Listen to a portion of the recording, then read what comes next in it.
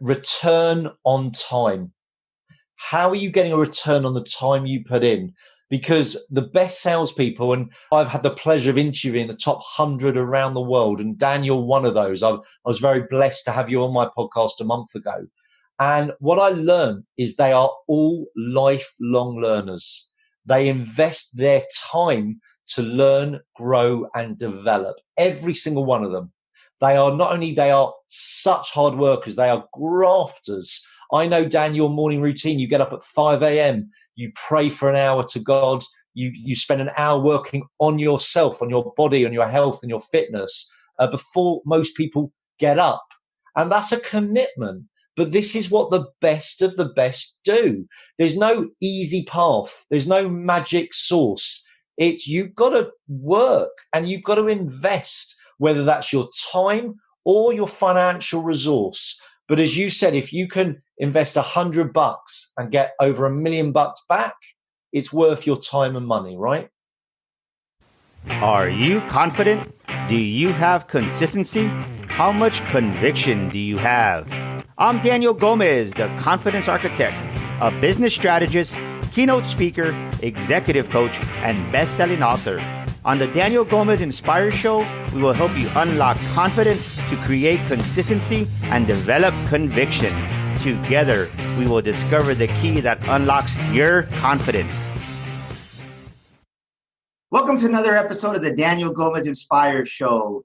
We have an amazing guest all the way from across the world. Yes, I have an international speaker, motivator, sales expert. This guy is just amazing. But I got to be honest, I kind of just like hearing his voice. He has that UK, that London accent. It kind of just like gives me the chills, right? He just makes me want to change my accent. I want to say I'm Daniel Gomez, but the way Tony says it is probably a lot better. So let's welcome to the show all the way from the UK, Mr. Tony Morris. How you doing, Tony? Hey, I'm doing really well. Thanks for having me, Dan. Super excited to be here. Well, man, I know we had a chance to talk before, and I know who you are. You're an amazing gentleman. You have an amazing business over there in the UK, and you're a great in sales, and you have an amazing, I think, just wisdom that you're going to share with our audience today. But let the world know who Tony Morris is. Yeah, no, absolutely. So I brought up in North London all my life, beautiful parents and family. And I'm married to a gorgeous lady, Shanna, with 2 beautiful children. And I set my sales training business up 14 years ago. So I've been in sales now for 22 years, selling software and then working in call centers. And I guess I had a bit of a gift to be able to persuade and influence people over the telephone, but I didn't really understand how or why. And then I sort of just got it, right? From years of studying some of the best salespeople out there, I understood what I did differently. So I set up my training company, 14 years ago now, April 2006. And it's been the most amazing journey. I've spoken around the world now, 25 countries. I've written 5 books, and my 6th book is just over halfway done, and just loving the journey and can't wait for the future. Well, I can tell you why you're great on the phone. It's your accent, man. How can you turn down that voice? It's like, sure, you're trying to offer me 1 or 3. Give me 20. I'll do my best, my friend. That's awesome, man. That's awesome. So, man, it's just a great pleasure. I love to. The big blessing about having a podcast is you get to meet amazing people like yourself. And thank you. I think that's what I really enjoy. It's beautiful. So let's kind of dive into this. And you kind of brought up that you've been in business for 14 years, traveled across 25 countries. And, I think a lot of people right now, I read something that kind of caught my attention. It was saying how if you've been using the coronavirus and COVID as an excuse that you're not selling, was just an excuse because you weren't selling before. So let's kind of just dive into the meat of it. And I want to get your perspective on that because it made sense, right? And I say that because I'm not the world's greatest salesman, but I'm decent. But my sales have gone up and my business has gone up this first quarter tremendously. Yeah. And the second quarter is almost over here, coming up in June.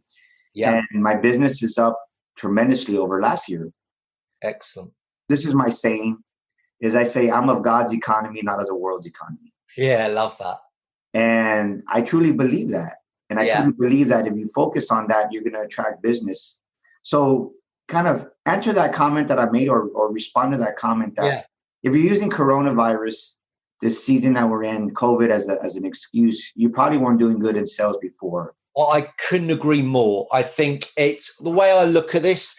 This is God's plan, and this is something that has happened. And other things are going to happen in our world, right? That's out of our control. COVID is just one of them. And I truly believe the best salespeople, it's all about how they respond to these events. And like you, Dan, my business has also gone up, and it's made me reflect on what I was doing well, but what needed to be changed. And I've completely transformed my business now. So everything is virtual. So rather than obviously delivering physical, I'm doing it via Zoom, but that's allowed me to win more clients, but do different things. So as an example, I've now launched TMI Sales Academy, where I have 8 experts delivering their content to my audience. And I've already built up an audience of 48 businesses that we're working with 1 hour a week for 52 weeks. And pre-COVID, I couldn't do that. So what COVID's brought me is an opportunity to look at my business, look at what opportunities have arisen, and grasp those with both hands and thrive. That's exactly what I've done. And I look at it, and I know this might sound strange to you or your listeners, but I look at it as a bit of a blessing, because it's allowed me to spend time with my wife, which I rarely do. Normally it's on a weekend.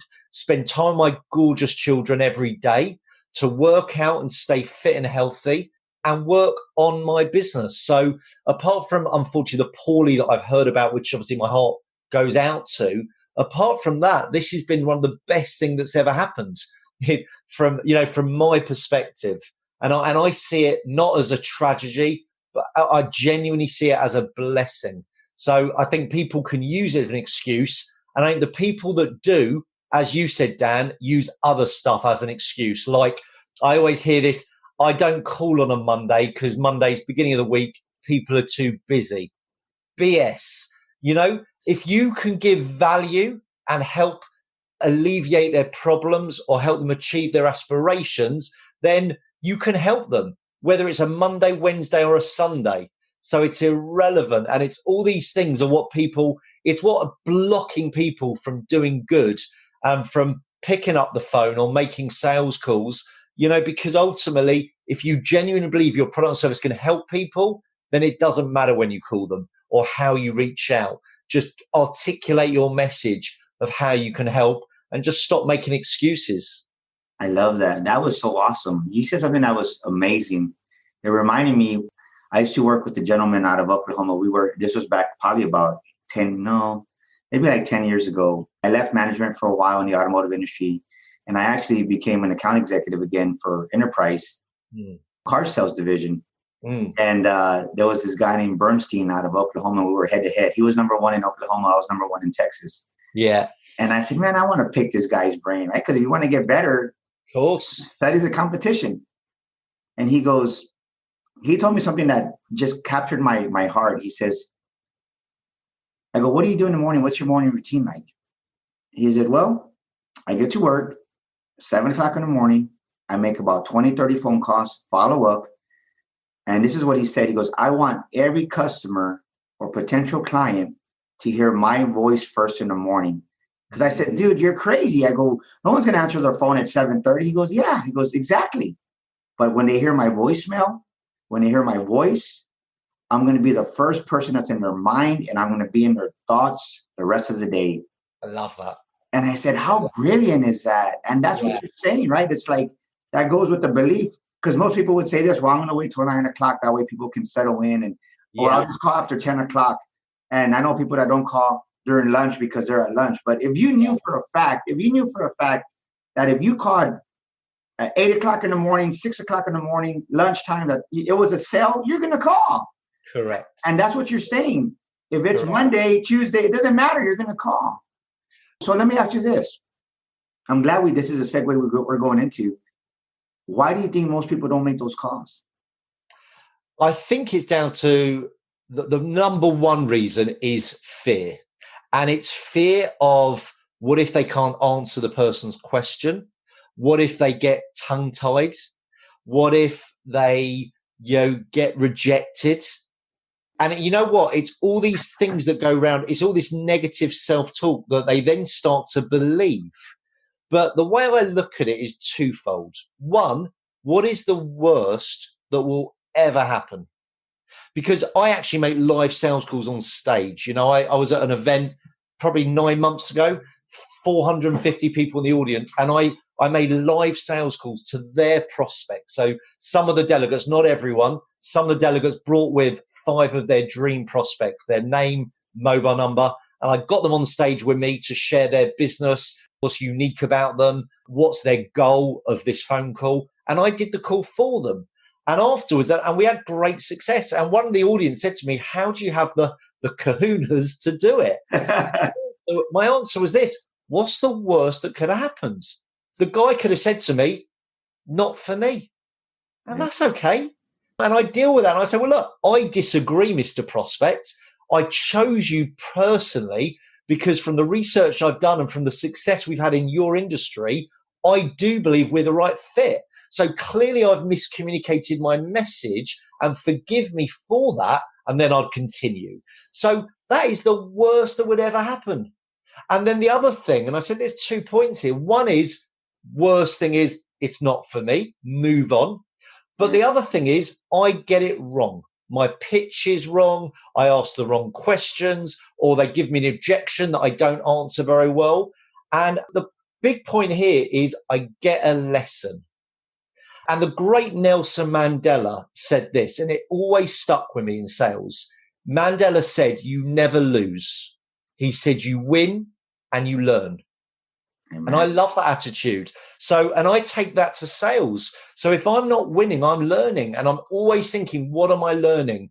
And I've got 2 Bibles that I've created, Dan. I have a success Bible. So whenever I have any success in my world, or my clients call me, I had a client do a video testimonial to me last night, 8:00 last night, who said, Tony, I want to thank you personally. Your training's been amazing.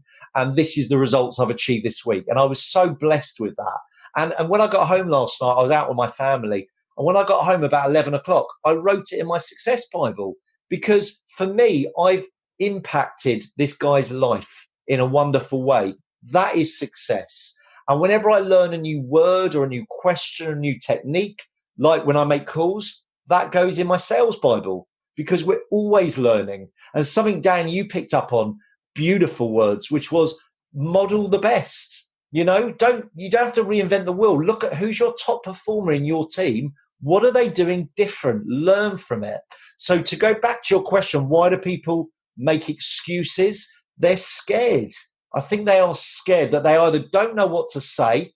My point there is learn it, develop, graft, like the best salespeople do, or they are nervous of rejection. They're not rejecting you. They're rejecting the idea, the concept that you're putting to them. And then that means you've got to put it to them differently. So there's a lesson there. And my suggestion is absorb these lessons, because these lessons will make you stronger.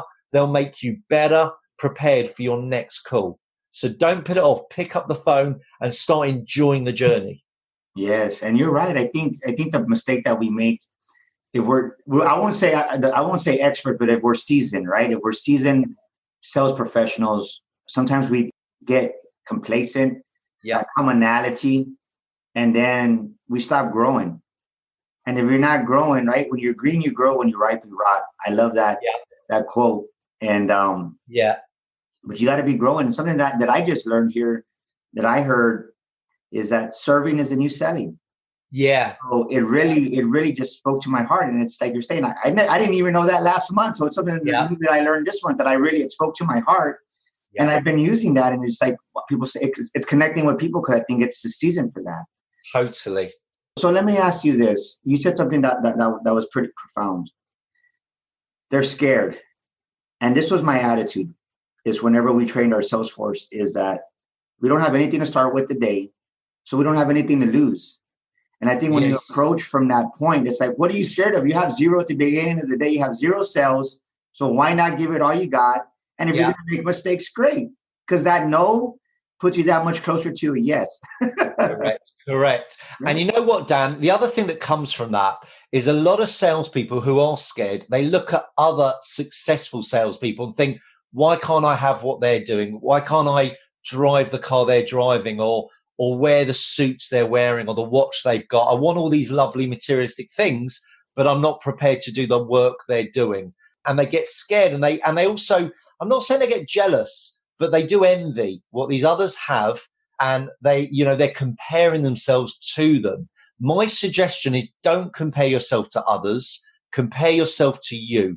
When you're having a day, compare yourself to how were you yesterday, and have you improved from yesterday, and where do you want to be, and compare yourself to where you're striving for, because everyone's got it better. Everyone's got it worse. Don't compare to others. Focus on you and only what you can do, and always strive to learn, grow, and develop.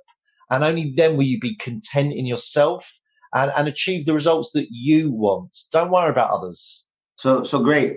I'm glad you brought that up. So compare yourself to yourself. So we had a little conversation before we came on the show here at the Daniel Gomez. As a matter of fact, this is a part of the podcast that I want to say. You definitely want to get your pen and paper, because this is the time you need to start putting pen to paper. Daniel Gomez Inspires Audience, because Tony's dropping some wisdom all the way from the UK, and he's an international speaker, top sales expert in the world, not just in the UK or in the States, but in the world. So take some notes. But I went to do this personally this week, and I can tell you how I sabotage myself. So you said, compare yourself to yourself. So speak to that person right now that's comparing themselves to themselves. But this is the thing, is they have a problem receiving. Yeah. Because every level of success requires a larger capacity expanded, right? An expanded capacity that's bigger than the last. And every next level of self-success is going to require a new you, a higher level of thinking. And I say that because we sold our house, like I was telling you, and we saw these houses. And then, you kind of start at a dollar amount and a dollar amount. The next thing you know, you're like at this higher dollar amount that you didn't think you were going to be at. And we said, well, we'll get this house. And it was a beautiful house. And it was kind of like past the top of the point that we were looking at. And I can see after this morning when I was in prayer that, man, like I sabotaged myself this week. Like I even made a dumb comment to my realtors, like, maybe we just won't sell the house. I was like, how stupid is that, right? Like, how dumb is that? God sold our house in 6 hours, and like, I'm going to throw that blessing away. Yeah. And I read something that caught my attention this morning that said,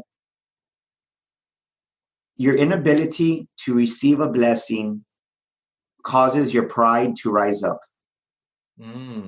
Your inability to receive a blessing causes your pride to rise up. That's powerful. And that was me. I really wasn't receiving that, like, house, and it was beautiful, and it was on my vision board. I mean, the pool, like I told you, the pool is on my board.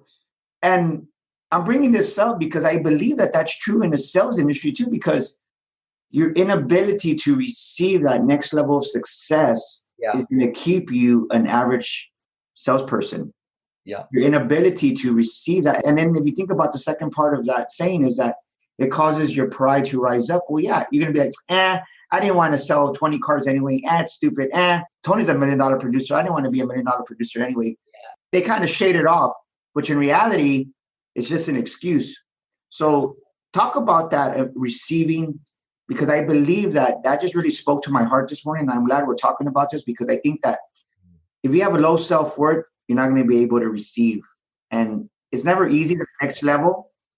But it expands you, like myself, I said, right? Like I was stretched this week tremendously. I even got a gray hair. I got loads. Speak on that, Tony, please.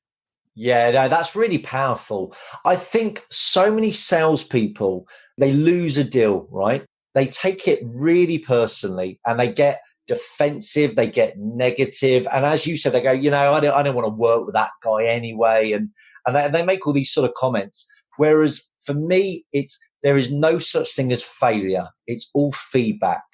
And, you are going to get blessings turn up in your life, and you need to grasp them with both hands. And a blessing might be a success like you've had. You sold your house in 6 hours. That's incredible. But a blessing could be that you have a lesson from a deal that you lost. So what I mean by that is about 3 years ago, I was working on a big project. It was worth about 1.2 million pounds to my business, right? Which would have been a bit of a game changer. And I lost it. I got down to the last two and I lost it. Now I could have handled it two ways. I could have got very depressed, negged out, not made any more calls for the week and lost loads of opportunities. Or I could have done what I did, which is I got a colleague of mine to phone the managing director to get feedback. The reason I didn't call myself is I wouldn't have got the truth. Because if the prospect didn't like me or didn't like my approach, he's not going to tell me that. He'd have just said, Tony, your fees, your price was too expensive, because it's non-confrontational. So I got one of my sales guys, Max, to phone and get feedback. And Max positioned it saying, hi there, Jamie. I know you met my managing director, Tony, and I know he's been unsuccessful, but Tony is always striving to be the best. And he's always looking, and he's taught all of us to learn, grow, and develop. So the reason for my call is I'd love your honest feedback on why you didn't choose Tony. You won't offend him. You won't offend me. We just want to learn. And that feedback I got, Dan, changed me. It made me a better businessman. It made me a better sales professional. So rather than walk away upset, rejected, negative, I walked away as a blessing, and I can thank the higher power for giving me that blessing that's made me a better person, a better salesperson, and a better entrepreneur that I know is going to serve me and serve my clients for the better. I want you to, I don't want to interrupt you, but I don't want to miss this point before I forget. What was the feedback Jamie gave you? Because I believe that feedback can help many people listening to this. I'm pleased you asked, Dan.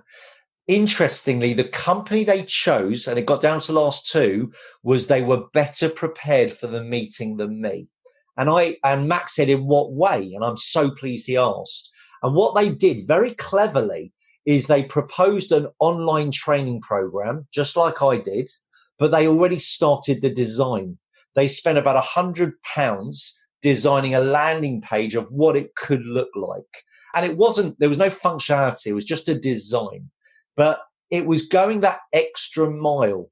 And what that demonstrated to the prospect is how much they wanted to work with them, how much research they'd done, how far they've taken it, and they weren't even a client of theirs yet. And it made me realize that I probably got complacent and I probably don't go the extra mile to prospects as much as I should. I do with my clients because I want to retain them and I want them to become my raving fans so that when I ask for referrals, they give. And I serve. But I probably need to do it. I realized it was a wake-up call and a slap round the face and an expensive lesson, £1.2 million lesson, that I need to show value as much as I can to give myself an unfair advantage on the competition. Wow. Think about what you just said. This is what I heard. An investment of £100, £100 return and gave an ROI of 1.5 pounds. So in America, that's like giving $100 and somebody gives you 1.5 million. Come on, who wouldn't make that investment? But most people don't see that. Correct. And I think that's a really good point, the way you've summarized that. My question to your listeners is, what investment are you making to win your next client? And I would say that many aren't. Yeah. And I would say that because I was guilty of that. Yeah. It's easy to spend money when it's not yours, because when I ran multi-million-dollar corporations, it was easy to buy $250,000 worth of cars, $250,000 of cars on the auction. It was easy to spend $100 or $300 for lunch or for an event at the dealership.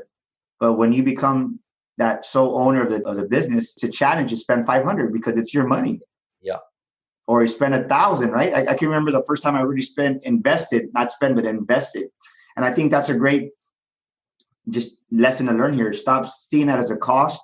It's Correct. An investment in your business, in yourself.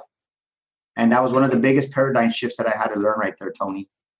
I couldn't agree more. And I call this, sometimes I call this return on time. How are you getting a return on the time you put in?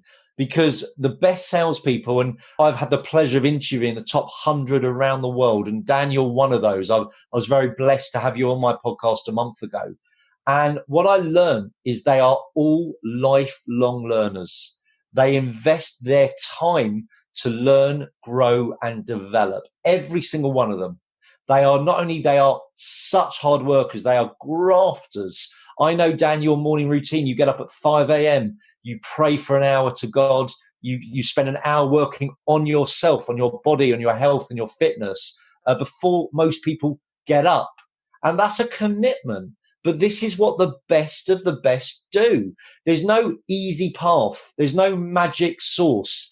It's you've got to work and you've got to invest, whether that's your time or your financial resource. But as you said, if you can invest $100 and get over $1 million back, it's worth your time and money, right?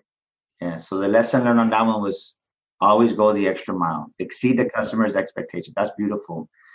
I want to ask you, when was there a time in your journey? Because now you're very successful. You've been in business 14 years. But tell us a time in your journey when you lost your confidence and you were like, man, maybe this isn't the right path for me, or maybe it's not time to grow, or whatever it may be. What is it that made you lose your confidence? And what did you do to gain it back, Tony? That's a really good question. You know what? There's not been one time. There's been numerous. And I think the last time, actually, I remember it, was the 29th of March this year when COVID really kicked in. And I remember I had 14 clients at that point, right, that I'd been delivering and serving every week. And 12 of them cancelled me on an email. They emailed me saying, Tony, it's locked down. We're going to cut all what they said is not unnecessary spend, but vital spend. We're going to cut it now. And I remember saying to my wife, what do we do? I'm panicking. And I had a bit of a wobble and I lost my confidence. I thought, what are we going to do? And she sat me down, and my wife is my rock. She's an incredible woman. I'm blessed to have met her. And she sat me down and she said, Tony, what you do is you serve your clients by educating, helping, and inspiring them with your content. All that's changed is you can't do that physically, but you can now do it virtually. That is the only thing that's changed. So she said, get up, embrace technology, and go do what you do. And it was that wake-up call, that slap around the face that I needed. And I got back on the phone the next day, did what I did. And I'm now proud to have now got 16 clients, which the 2 remaining and 2 have come back. But the other 12 are ones that I've just gone out and won because of my self-belief that I know I serve and I help because I've got the results to prove it. And I'm doing it virtually. And my business, as I said, has gone up. And I'm loving life because I'm now spending more time with my beautiful wife, my gorgeous children, which are a blessing. And I'm just enjoying the journey. So the point is, we're all going to have those knocks of confidence. But the key is how you respond. It's how you respond. And Winston Churchill said this, is success is the ability to bounce back from failure. And it's not about, success is not about the big deals. It's about your response to the stuff that happens in our world and how you react and respond to those things. I love that, man. It just shows how so many times we react and we shrink back. Yeah. And then we don't even take action. Yeah. And the thing is, you didn't know how to do it, but you just took action, and little by little, it was revealed to you because of your commitment to move forward. And I think if we take that commitment just to move forward, regardless of what's happened with our past business or sales, whatever it may be, the results are going to show up. So thank you. Right. For that. So let me ask you this. In the sales industry, I want to stay on the sales talk, is that what is something that a sales professional, because the reason I say sales professional, because I want people to start seeing themselves as a sales professional. A salesperson is struggling. A salesperson is barely making it or gives up. but a sales professional sees themselves as a true professional. And I think that's a big difference between a salesperson and a sales professional. Yeah. So can you elaborate on that? Because I'm pretty sure you've been around the block many years. What is the difference in your eyes, in Tony's eyes, from a salesperson to a sales professional? Yeah, that's a really nice question, a lovely way of looking at it. I've had the blessing of working with over 30,000 salespeople now in 14 years.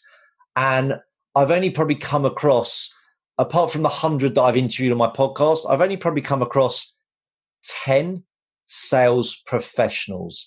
And they see themselves as a professional in every way they turn up. They dress like a professional. They act like a professional, and they serve like a professional, and they treat themselves a bit like a doctor.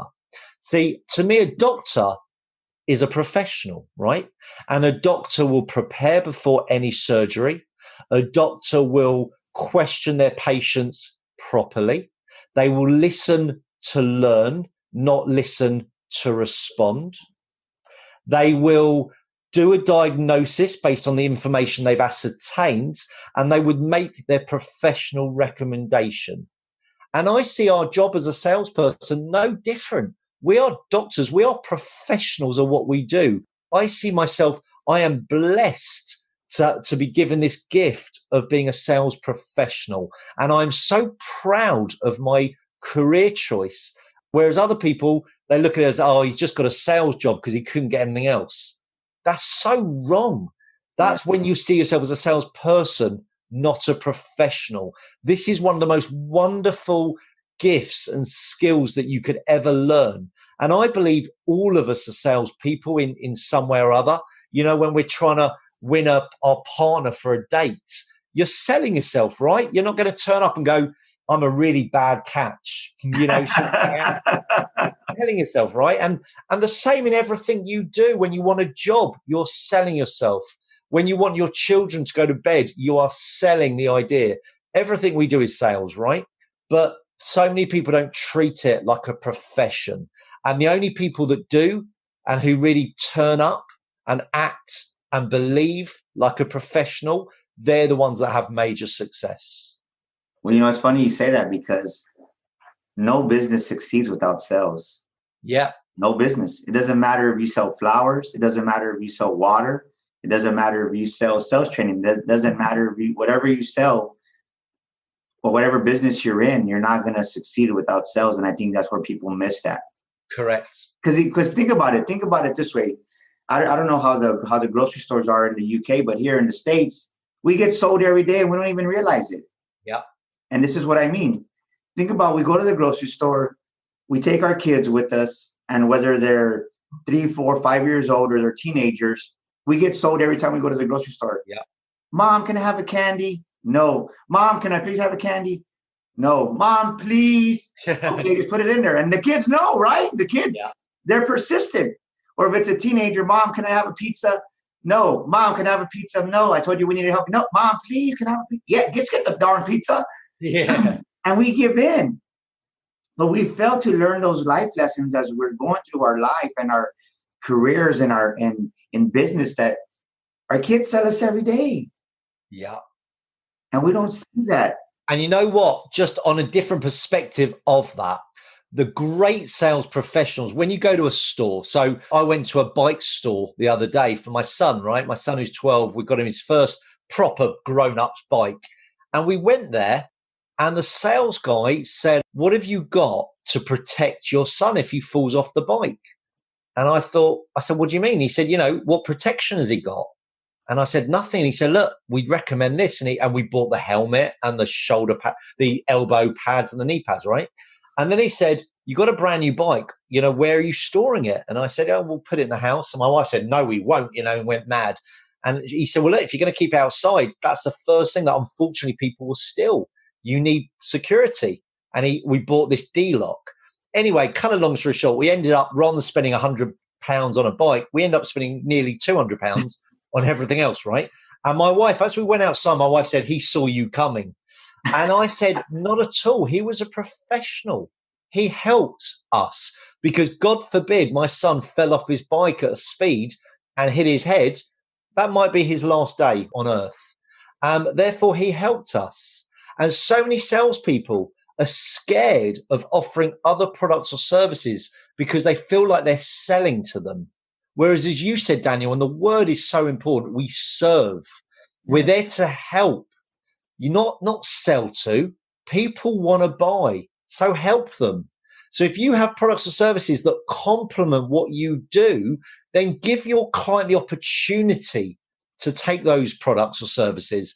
Don't see it as a sale. And I think it goes back to your earlier question about, why do people not pick up the phone? It goes back to the fear because they're scared of rejection and they're scared of what if someone doesn't want to buy what I'm selling? Well, don't look at it like that. Your job is not to sell. Your job is to serve and help people buy. Big difference. Amen. I love that. And, just from hearing you say that, I picked up a word track. Don't say, do you want to buy? No, I recommend you get this product. I recommend this. Most of my clients get this. I recommend it for your business also. Correct. It's a bit like the Amazon technique, right? Yeah. You buy something on Amazon and the second it goes in the basket, it said clients who have bought it have benefited from, right? It's the Amazon technique. And how many of us go, oh, that's a good idea. And you buy that as well. And we should be doing that in everyday life, you know? So there's so many retailers that I go into the store and I buy the bike and that's all I buy. And I'll look at that as bad salesmanship because there's other products or services that I needed that I just probably wasn't even thinking about because I just want to get my son a bike. Yeah. It's like that I use this in my training. I tell them, you get 0% of the business you don't ask for. Yeah. You get 0% of the business you never asked for. Yeah, I like that. I've never heard that. That's clever. What makes Tony Morris distinctive? What makes Tony Morris distinctive besides his voice, of course? Yeah. I need to borrow your voice for a day, by the way, just to let you know. Oh, thank you. I wonder how much my sales would increase. I'm pleased you like it, my friend. We'll swap. I guess what makes me distinctive is probably two things, actually. One is, and it sounds so simple, but it's my new book. My new book, Dan, is called The 3-Letter Word That Will Catapult Your Sales Forever. And I guess it's my superpower. And that 3-letter word is ask. And what makes me different is I'm not scared to ask the question. And I also, because I'm trained and I develop myself constantly, is I ask the question the right way. There's so many ways of asking a question, but if you ask the wrong question, don't expect the right answer. So I guess that's one thing that's distinctive. And I think the second thing is, you touched on earlier, is tenacity. I don't quit. So many people say, how many times should you call a prospect? Until they say no. And until they justify why they don't believe you're the right fit for them. But until that point, I don't quit. And some of my clients has taken me 2,500 phone calls to make. Some of my clients have taken 2. That's just luck of the draw. But my rule of thumb is I don't quit. And I'm not saying I phone them every 2 hours and annoy them because that's an irritant, but I'm a professional. I nurture them. I send them my books. I send them articles that I know will be of value. I send them links to my testimonials from my happy clients. I send them success stories of how I've helped people like them. That's what I do. And then when I finally get hold of them and they give me the opportunity to articulate how I believe I can add value to their life and their business and their people, then I win them. So I guess that's my 2 secret distinctive differentiators. I ask and I don't give up. Wow. I think that's huge. I think many people go through the entire sales process, the whole presentation, and they ask the dumbest question at the end. What do you think? Yeah. What do you think? Never ask that. Never ask that. Just go through your presentation and ask for the business. Correct. Right? What part of the presentation did you like best? You know what? I love this. Great. Did you want to take 2 or 3 of those? Correct. What should we put on the invoice? When should we start delivery? Do you want the red or the black one? Yeah. Ask the question. I finish every presentation with, what date do you want to start? Every single presentation.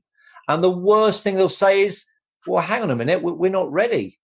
Oh, apologies. What have I missed? And then we go back, what's the worst that will happen?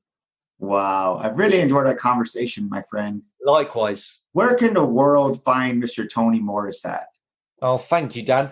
Probably the best place, apart from I'm obviously on every social media channel, my LinkedIn, Instagram, Twitter, Facebook, all of that. The best place is you can see behind me, TonyMorrisInternational.com. And that's my gateway to my speaking business, my training company, and my academy, my university. So I have a TMI Sales University, which is all of my content over the last 22 years. And I'd like to give your audience a gift, Dan, of those of you who have listened and enjoyed this today. As I mentioned, I've written 5 books. My first book was actually an Amazon bestseller on telemarketing, and I was blessed that so many people managed to get it and enjoy it. And I'd love, if anyone wants a free copy on me, I'll send them a free ebook of Coffees for Closers. All they need to do is send me an email, tony@TonyMorrisInternational.com. I'll repeat that, tony@TonyMorrisInternational.com, and I'll be delighted to send them a free ebook to help on their journey. Awesome, man. Awesome. Wow. What an amazing episode we have for here today, Daniel Gomez Inspire Show. And if you love the content that you heard, please, we would love to invite you out to join our Distinctive Syndicate Facebook group. That's Distinctive Syndicate, because you're distinctive because you matter. And most people don't feel that you matter. And to me, Daniel Gomez Inspires You Matter. That's why I try to bring quality people like Tony, just high level people who love and just give back from their heart. And that's what you're going to find in our Facebook group, Distinctive Syndicate. So we'd love for you to join us. Look us up, and we'd love to have you come on board. That's a wrap for this week's show. And Tony, once again, thank you for joining us. And we'll see everybody next week here at the Daniel Gomez Inspire Show. Thanks for having me, pal. This is Daniel Gomez, and thank you so much for tuning into our show today. We'd love your feedback. Please drop us a comment, and thank you for leaving us a review. Don't forget to subscribe to our show and share this episode with a friend. And my free gift for listening to our show today is a copy of my best-selling book, You Were Born to Fly. To get your free copy, go to DanielGomezInspires.com and get your copy today. That's DanielGomezInspires.com.